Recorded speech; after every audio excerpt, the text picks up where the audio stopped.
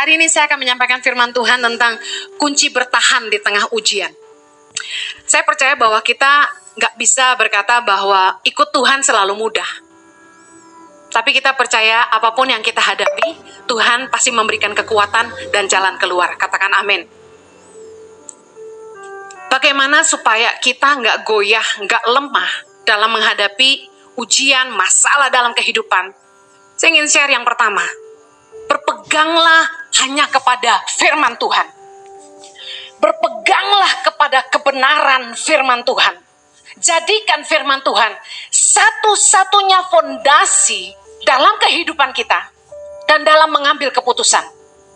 Kalau kita itu istilahnya punya pedoman hidup, kita harus punya satu acuan.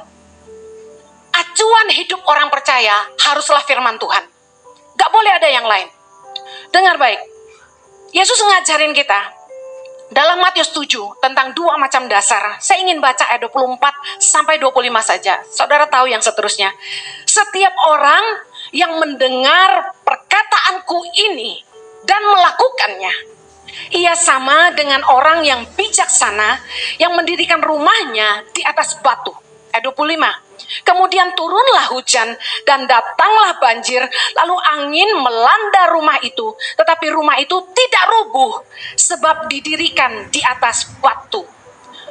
Yesus kasih ayat firman Tuhan ini untuk kita ngerti bahwa dalam kehidupan akan datang hujan, datanglah banjir, datanglah angin. Yang artinya hidup kita nggak akan ada yang namanya problem free. Selalu ada masalah. Baik dalam keluarga, dalam pekerjaan, dalam bisnis, dimanapun, bahkan dalam pelayanan. Selalu saja ada tantangan. Tetapi dengar, Yesus bilang gini, setiap orang yang mendengarkan perkataanku dan melakukannya. Saya bingung kalau orang tuh harus gali-gali arti. Sebenarnya Yesus tuh kalau ngomong straight to the point, mudah dimengerti. Artinya gini, waktu kita ngalamin masalah dalam kehidupan kita, satu-satunya pegangan yang akan membuat kita itu tidak goyah adalah kalau kita itu dengar firman Tuhan dan kita lakukan. Suami saya tadi pagi khotbah tentang 3 macam Kristen, yang salah satunya adalah Kristen tradisi. Yang sebenarnya setiap orang itu kalau ke gereja cuma buat biar merasa enak, oh gue udah ke gereja hari ini. Jadi rutinitas ke gereja. Padahal kesempatan Anda untuk menang seminggu ini adalah dengar firman Tuhan dan lakukan. Kalau datang ke gereja itu miliki iman. Hari ini Tuhan akan berbicara kepada saya. Bagaimana sih Kak Heni, Bu Heni, cara mendengarkan Tuhan? Banyak orang tanya gitu. Kok Bu Heni bisa bilang Tuhan ngomong gini, Tuhan ngomong gitu? Sebenarnya sederhana. Berapa banyak yang rindu Tuhan bicara sama Anda? Baca firman Tuhan. Cara satu-satunya mengizinkan Tuhan bicara buat kita adalah dengan mendengarkan dan membaca firman Tuhan. Waktu kita baca firman Tuhan, Roh Kudus dalam batin kita tuh akan ngajarin kita. Masalah boleh datang dalam hidup kita, tapi jaminan firman Tuhan, saya tuh selalu berpegang pada apa yang Kristus ajarkan. Yesus bilang gini, barang siapa yang mendengar perkataanku dan melakukannya, lalu kemudian turunlah hujan, datanglah banjir, angin melanda, rumah itu tidak rubuh karena didirikan di atas batu. Yang artinya gini, kalau kita hidup melakukan firman Tuhan, sekalipun badai kehidupan menerpa, kita nggak akan goyah. Saya kasih contoh dalam hidup sehari-hari. Sesulit apapun masalah kita, dengar baik. Jangan sampai keluar dari kebenaran firman. Waktu orang butuh uang, firman Tuhan ngajarin, janganlah kamu berhutang apa-apa pada siapapun juga. Kalau ada yang mau catat ayatnya Roma 13 ayat 8. Janganlah kamu berhutang apa-apa kepada siapapun juga. Artinya gini, ketika kita punya kebutuhan, jangan lari dari kebenaran firman Tuhan. Jangan coba menolong dirimu sendiri dengan berhutang sana-sini. Hari-hari ini banyak orang terjebak dengan hutang, khususnya pinjaman online. Ini jahat sekali loh aplikasi ini. Begitu mudah didapat pinjamannya, seolah-olah, wah ini jalan keluar tercepat. Padahal itu mengikat. Bunganya sangat besar dan melilit dan mencekik, membuat kita nggak bisa napas. Penghasilan kita bulanan cuma buat nutupin utang aja nggak cukup. Kalau orang sudah hidup dalam hutang, hidupnya penuh beban. Ada di sini yang banyak hutang bahagia? Sukacita gitu. Gak ada. Orang tuh kalau banyak utang, keningnya nih penuh kerutan. Orang kalau banyak utang, mulutnya cemberut. Sama orang gak nice. Karena dia stres, ngomongnya ngelantur. Orang kalau sudah berhutang, pasti masalah dengan hubungan. Firman Tuhan bilang, janganlah kamu berhutang apa-apa pada siapapun juga. Tapi Bu Heni, saya benar-benar butuh uang. Percaya firman Tuhan gak? Berlutut di kaki Tuhan.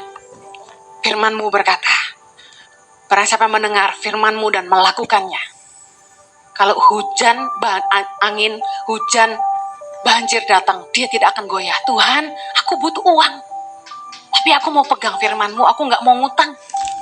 Aku percaya Tuhan pasti sediakan. Berani gak? Kita seringkali lebih sok pinter daripada Tuhan. Bu ini gak ngalamin sih. Ngalamin. Justru saya kasih tahu. Keluarga saya hancur waktu saya masih kecil. Itu karena orang tua saya terlilit hutang. Porak-poranda. Makanya saya benci yang namanya hutang. Kalau nggak mampu, jangan sok aksi. Kenapa kalau cuma mampu beli mobil bekas harus beli mobil baru? Kalau memang nggak mampu beli Innova, kenapa nggak beli Avanza atau Xenia yang lebih murah? Kita hidup itu jangan makan gaya. Cukupkan dirimu dengan apa yang kamu punya gitu loh. Kalau Tuhan memang cuma berkati kamu segitu, bersyukurlah. Jangan bandingin hidupmu dengan orang lain. Firman Tuhan bilang cukupkan dirimu dengan apa yang ada padamu. Nah kita gak mau lakukan firman. Kita hidup mewah-mewah. Gak mau kalah gaya. Ada orang timur bilang begini. Kantong boleh kosong tapi gaya gak boleh kosong. Ngomong kosong loh gue bilangin. Masa ngana bisa beli tas mahal kita tara bisa? Dia bilang gitu.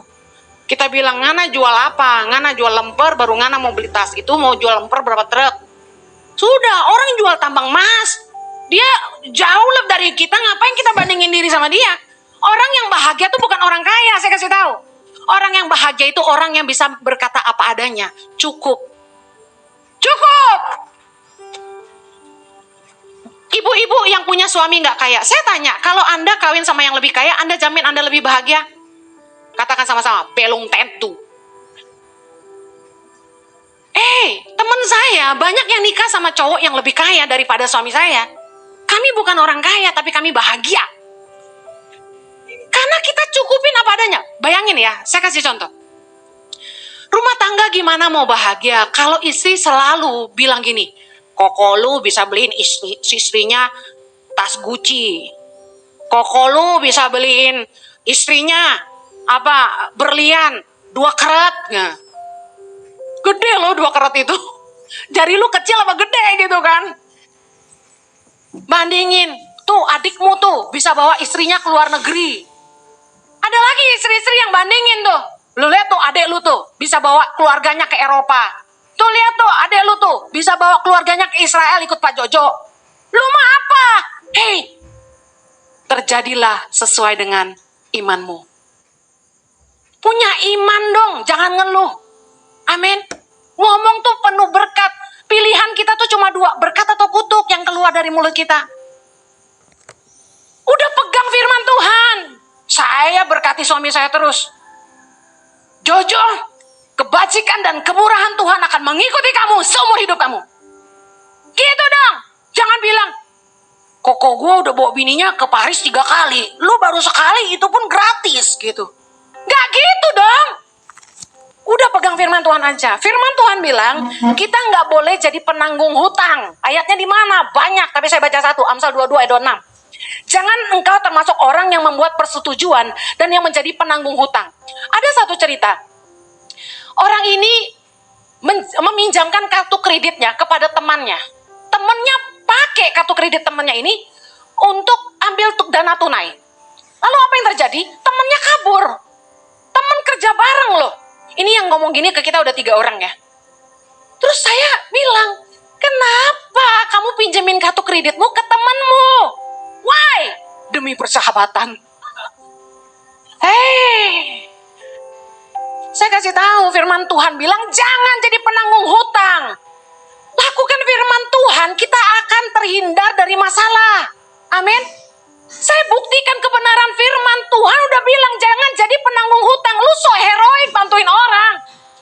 Satu kali, orang datang kepada saya mau pinjam uang. Bu Heni, saya mau pinjam uang berapa waktu itu dia ngomongnya? 30 juta. Buat apa? Buat perbaiki atap rumah orang tua saya. Saya bilang gini, saya tidak pernah memiutangi orang. Loh, kenapa Bu Heni? Kalau saya mau bantu, saya bantu serelanya saya. Kenapa? Supaya hati saya tetap damai. Anda pernah ngutangin orang dan orang itu nggak bayar? Pernah? Bagaimana perasaan Anda terhadap orang itu? Bisa bersih? Bisa tulus? Nggak bisa. Lihat mukanya. Saya nggak lihat Anda ya, saya lihat suami saya aja. Nanti tersinggung. Lihat suamiku. Kan ilustrasi, takutnya salah sangka ya kan. Udah suamiku aja ya nak, sayang ya. Kita kalau tuh orang ngutang sama kita, dan dia nggak bayar, kita nggak mungkin tetap jaga hati kita bersih. Nggak mungkin hati kita tulus, tetap baik, mengasihi dia. Nggak mungkin. Kita liatin dia gini, munafik lo, bayar utang lo. Utang nggak bayar-bayar, tapi eksis di sana-sini. Makan di kafe ini, di restoran itu. Bayar dong utang lo, gitu. Hati kita gitu, benar gak? Saya nggak mau seperti itu. Waktu orang datang sama kita, mau teman, mau saudara ya, saya ngomong apa adanya. Mau datang sama saya, pinjam 25 juta, pinjam segini. Saya bilang nggak bisa. Saya bukan orang kaya. Saya ini apa adanya. Jadi, kalau saya mau bantu orang, saya bantu serela saya. Nah, ada satu kali orang ini pintar banget. Dia bilang gini, ya udah naikin serelanya. Dia bilang gitu. Hah? Aduh. Dia tanya, emangnya Ibu Heni relanya berapa ngasih saya? Ditanya loh. Harusnya kan terserah gue, ntar gue yang transfer gitu kan. Ini pinter nih. Saya bilang, relanya 5 juta gitu misalnya. Jangan dicatat ya, habis ini datangin saya. Nggak ada ya. 500 rupiah. Terus dia bilang gini, boleh nggak dinaikin serelanya 10 juta? Hah? Kagak bisa, dia bilang gitu. Bu Heni nggak ngutangin, Bu Heni kasih saya, dia bilang gitu. Enggak, nggak bisa. Saya bilang, kok kamu yang nentuin saya mau kasih berapa? Haleluya. Dengar baik, kalau kita ngutang sama orang, kita akan dipandang rendah sama orang. Lebih baik tuh jangan ngutang, udah berharap sama Tuhan. Kalau Anda terlilit utang hari ini, apa yang Anda harus lakukan? Number 1, berharap sama Tuhan. Yang kedua, kita lihat apa yang kita punya dan bisa dijual, lebih baik kita jual. Jangan gini, minjem sama orang, tapi sendiri masih punya mobil mewah. Apaan sih? Jual dulu mobil lu, gitu kan? Jadi ada orang yang misalnya ngutang sekian, dia nggak mau lunasin. Dipegang sisanya, dia beliin mobil. Gak bisa gitu dong. Orang gimana mau bantu kamu? Dia lihat kamu aja masih seneng hidupnya. Jadi kalau kita tuh mau dibantu orang, jangan eksis di sosial media itu gayanya mewah-mewah. Kita yang bantu jadi malu. Ngapain gue bantu dia? Ternyata dia lebih kaya dari gue, gitu kan? Dengar, jangan berhutang. Karena firman Tuhan bilang, yang berhutang itu jadi budak dari yang menghutangi. Amsal 22 ayat 7. Kemudian, kita tuh cenderung, kalau punya masalah, kita selalu datang minta nasihat dari orang. Salah nggak? Nggak salah. Tapi, dengar baik. Kita harusnya itu lihat apakah orang yang kita mintain pendapat, dia itu hidup berdasarkan firman Tuhan apa enggak. Jangan mendengar nasihat orang fasik, kata firman Tuhan. Jangan datang ke orang yang salah. Karena dengar ini baik-baik. Mereka yang memberi masukan tidak ikut menanggung akibat dari keputusan Anda. Misalnya orang kasih Anda masukan, udah ceraiin aja suamimu. Terus Anda ikutin masukan teman. Kan saya lihat di IG tuh, waktu saya daily devotion saya lagi di-upload tentang pernikahan, ada perempuan-perempuan yang marah sama saya karena mereka sudah bercerai dan khotbah itu tentang jangan bercerai. Enak aja, kalau kita bonyok dipukulin suami, emangnya harus diam aja? Lah, berarti dia belum dengar khotbah saya yang lain gitu kan. Anda boleh berpisah kalau Anda sampai mendapat kekerasan fisik, tapi berpisah sementara. Kalaupun mau bercerai, firman Tuhan bilang tidak boleh nikah lagi. Boleh nggak berarti pisah? Boleh, tapi dengan satu bayar harga. Tidak nikah lagi sampai kita tidak terikat lagi, artinya dia dipanggil Tuhan. Saya bilang gini, jangan dengar masukan sembarang orang. Bijaksanalah memberi telingamu kepada orang. Kenapa? Waktu kita ngikutin saran dia, belum tentu kalau kita punya masalah, dia mau nolong kita. Misalnya ibu ini, dia dikasih tahu kan sama temannya, ceraiin aja laki kayak gitu. Emang dunia cuma selebar daun kelor? Kawin lagi, cari yang kaya. Emang gampang? Saya punya teman, cantik, asli. Gua sih lewat. Tapi hey, dia nikah udah 2 kali. Dua-duanya kaya, tapi sama jahatnya. Gimana? Emangnya second marriage will be better? Ada jaminan? Udah cerai nikah lagi. Saya bertanya, ada jaminan nggak kebahagiaan di pernikahan kedua? Belum tentu. Saya pernah ketemu wanita yang menikah 3 kali. Berapa kali? 3 kali. Cukup nggak buat belajar? Saya tanya. Cukup nggak? Mari kita belajar. Saya tanya sama wanita ini. Dari 3 suami Anda, mana yang paling baik? Dia bilang, yang pertama meskipun membuat menderita, masih bisalah ditoleransi. Yang 2-3 lebih jahat lagi. Kita cerai pun bukan jalan keluar terbaik. Saya balikin lagi. Oke, Anda sakit hati suami atau istri selingkuh. Anda memilih bercerai. Saya tanya, kalau Anda di posisi itu, Anda yang selingkuh, apa yang Anda harapkan? Dia ampuni. Ampuni. Berlutut di kaki pasanganmu, cium jempolnya, jarinya, semua. Banjiri dengan air mata. Ampuni aku, gitu kan? Kita pasti mau diampuni. Firman Tuhan katakan, apa saja yang kamu kehendaki orang lain perbuat kepada kamu, perbuatlah demikian. Dari seluruh hukum Taurat dan kitab para nabi bergantung dari ayat ini. Bahwa bagaimana kita ingin diperlakukan, perlakukan itu ke orang lain. Kalau saya memilih diampuni pasangan saya juga harus ngampuni pasangan saya. Gak ada yang sempurna. Ketika ada masalah dalam rumah tangga, pasti ada sebabnya. Dan gak mungkin sumbernya cuma satu, pasti 2. It takes two to tango. Kalau kita mau Tuhan terlibat dalam hidup kita, dengar baik. Pastikan kita hidup dalam kebenaran. Jangan sampai kita keluar dari jalan kebenaran. Karena dosa justru memisahkan kita dari Allah. Misalnya kita nih lagi dalam kesusahan, pergumulan yang luar biasa. Badai kehidupan yang tidak tertahankan. Saya mau kasih tahu, Anda butuh pertolongan Tuhan enggak? Butuh. Butuh campur tangan Tuhan enggak? Butuh. Butuh mujizat Tuhan enggak? Butuh. Jangan malah berbuat dosa, jangan sampai keluar dari kebenaran kalau Anda ingin Tuhan campur tangan. Yesaya 59 ayat yang pertama. Kita baca sama-sama. Sesungguhnya tangan Tuhan tidak kurang panjang untuk menyelamatkan, dan pendengarannya tidak kurang tajam untuk mendengar. Tetapi yang merupakan pemisah antara kamu dan Allahmu ialah segala kejahatanmu, dan yang membuat dia menyembunyikan diri terhadap kamu sehingga ia tidak mendengar ialah segala dosamu. Sebab tanganmu cemar oleh darah dan jarimu oleh kejahatan. Mulutmu mengucapkan dusta, lidahmu menyebut-nyebut kekurangan. Dosa memisahkan kita dari Allah. Kalau kita ingin tetap dekat dengan kasih karunia, jagalah kebenaran firman Allah. Bu, benar-benar butuh uang, udah gak ada lagi yang bisa dijual, gimana? Kerja double shift, kerja double job.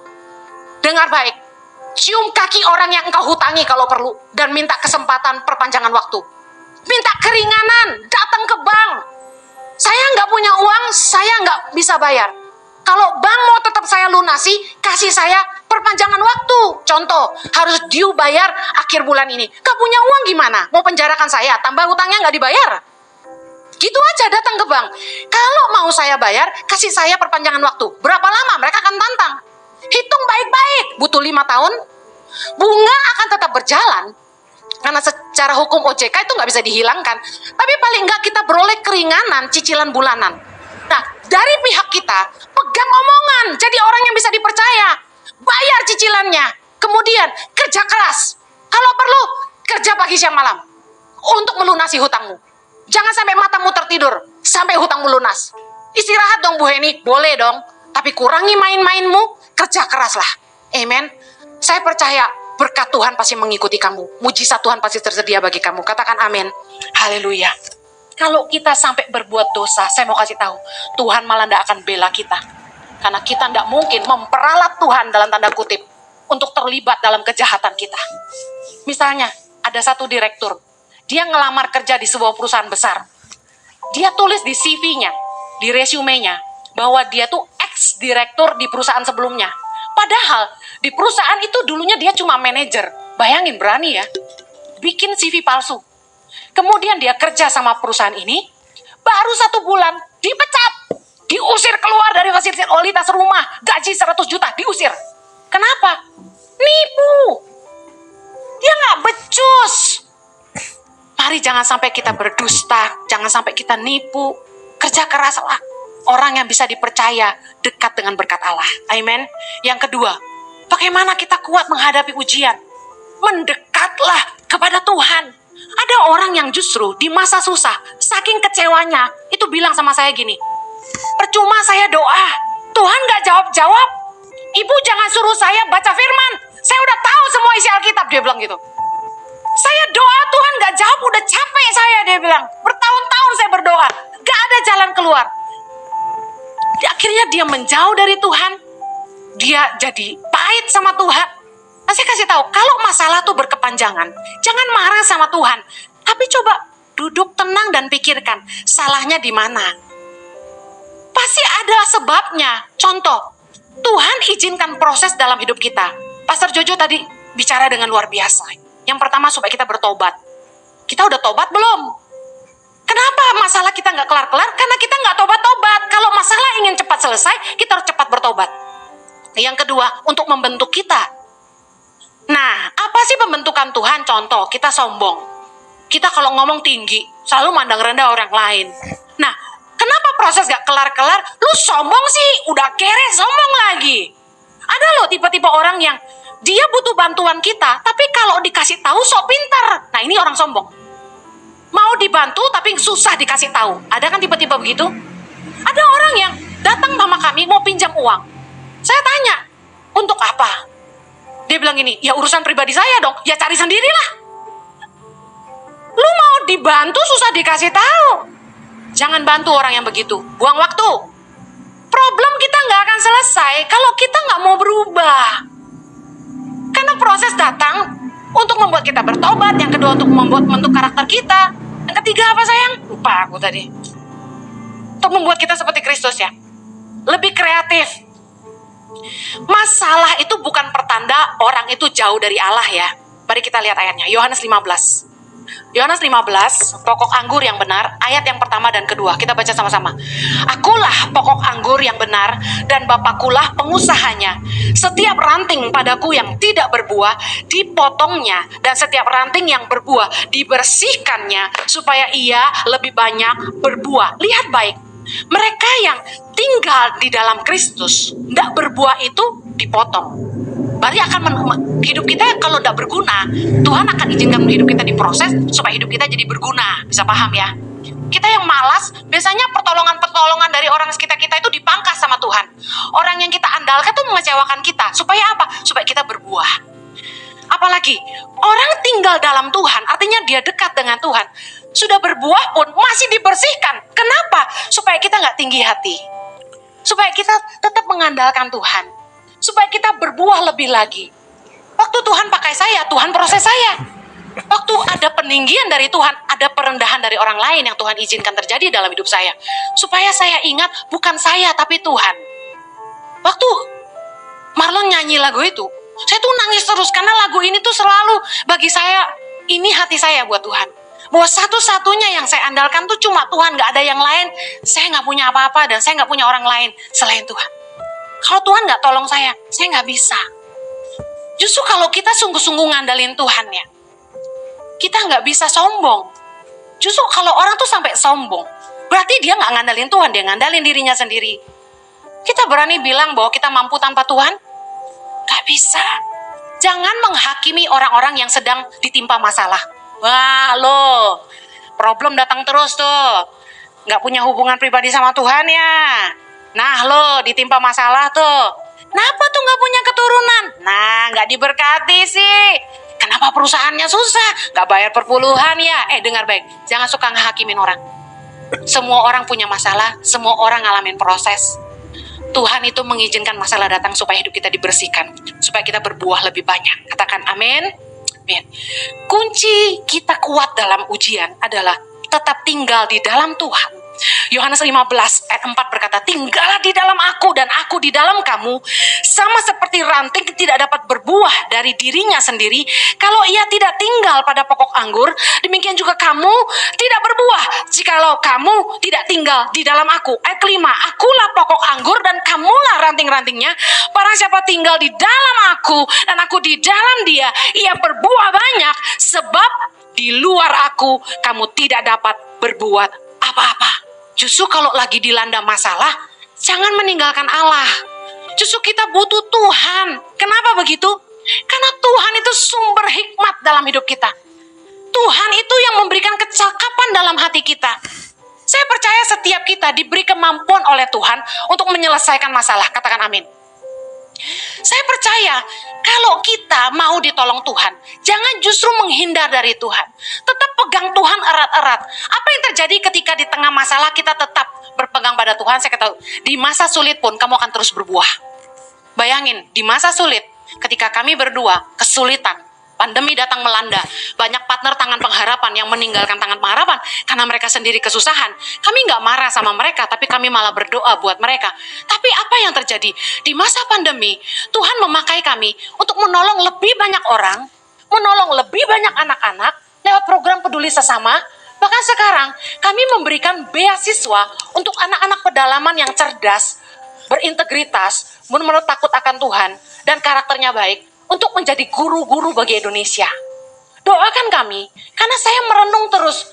Kami selama ini rekrut orang-orang dari seluruh Indonesia, dilatih di Jakarta, lalu diutus ke pedalaman dengan kontrak guru pedalaman cuma 1 tahun. Investasi yang kami berikan terlalu besar hanya untuk kontrak 1 tahun sebenarnya. Jadi saya bilang, apa ya yang lebih sustain ke depan?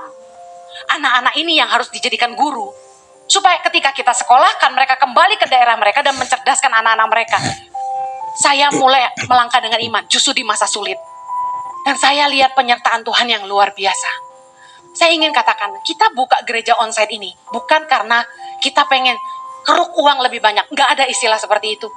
Justru kami sediakan ibadah onsite ini, karena kami tahu jemaat butuh. Ada jemaat yang nggak seneng ibadah online. Sudah nggak fokus gitu loh, liatin TV terus, bener nggak? Lebih enak gini nggak? Sebenarnya kalau coba tanya sama saya, Pastor Henny lebih suka online aja atau onsite?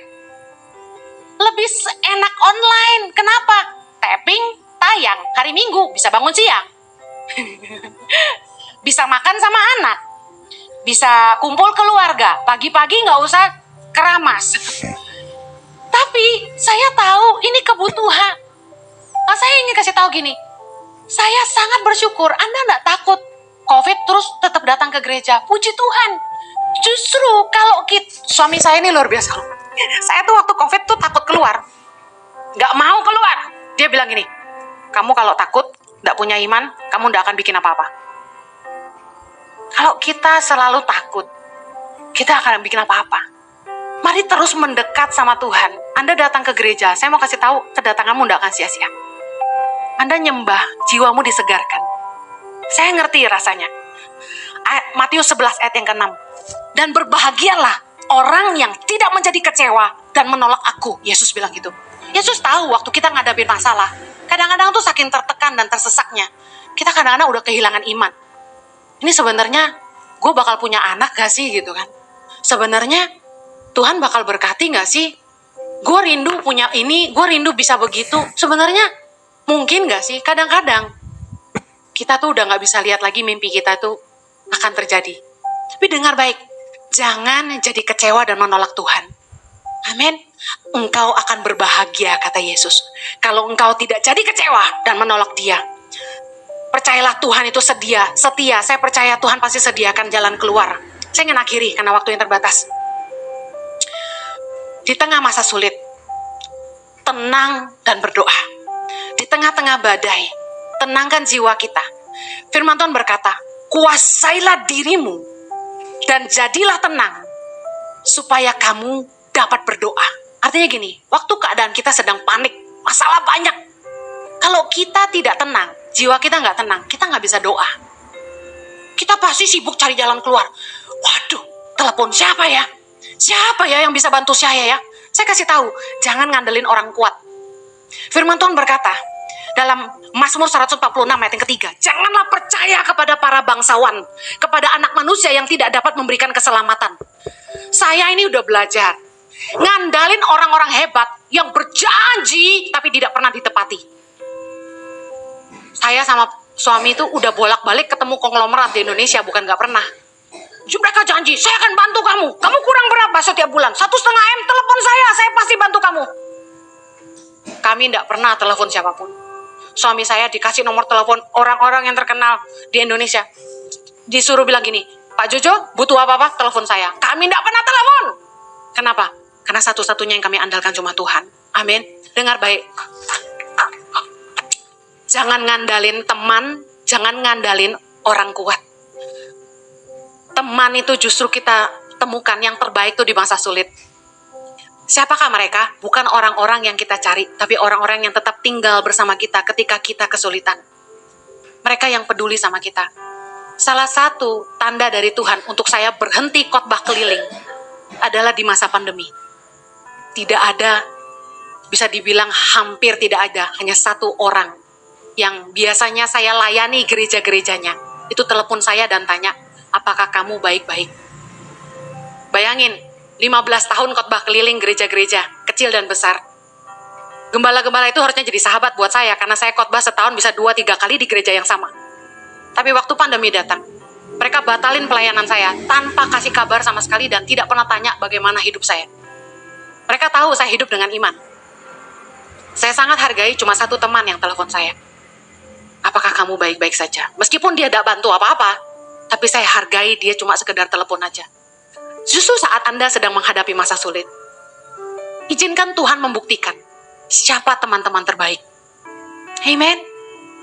Di tengah masalahmu, jangan panik, jangan berusaha telepon sana-sini, cari orang kuat bantu kamu. Tenang, berdoa, karena Tuhan sumber hikmatmu, sumber kekuatanmu, dan sumber jalan keluar bagi hidupmu. Saya berdoa, masa sulit Anda akan cepat selesai. Mari terus mengandalkan Dia. Mari kita berdoa.